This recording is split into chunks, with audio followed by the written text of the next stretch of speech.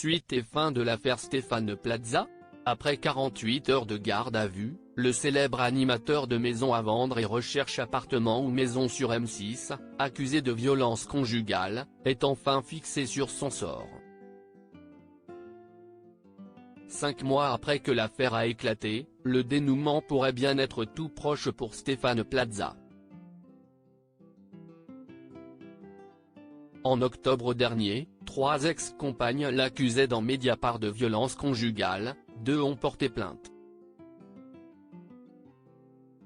Mardi 12 mars 2024, l'animateur de 53 ans a été convoqué par la police et placé en garde à vue dès 15 h, pour 2 jours et 2 nuits, au commissariat central de Paris qu'il a depuis quitté.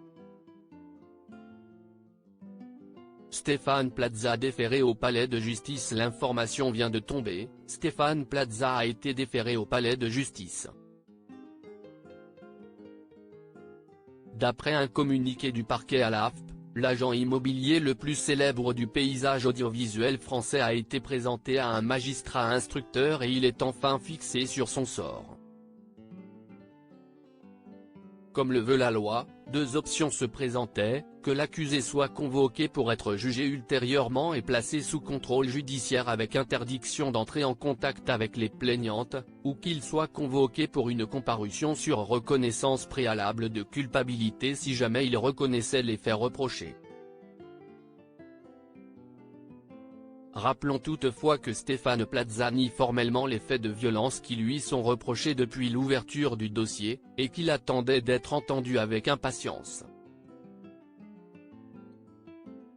Si est donc l'option du jugement au tribunal correctionnel qui a été décidée, il sera jugé pour violence sur 2 anciennes compagnes d'ici la fin de l'été. Le parquet a requis son placement sous contrôle judiciaire dans l'attente de son procès.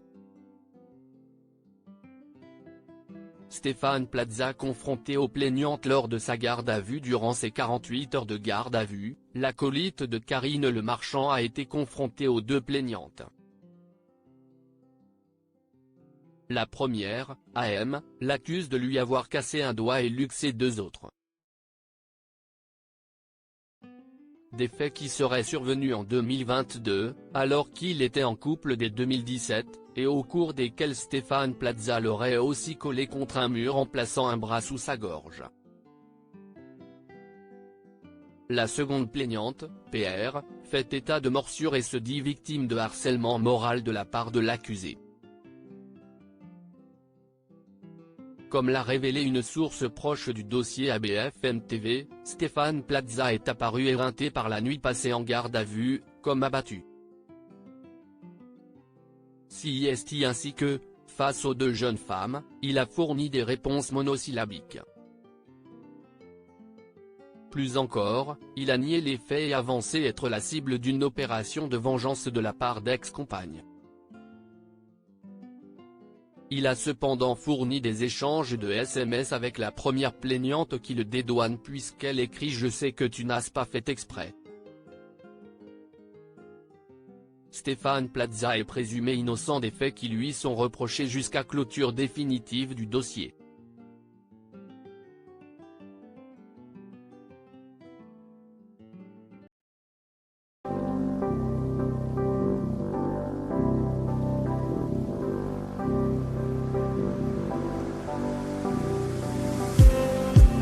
Just need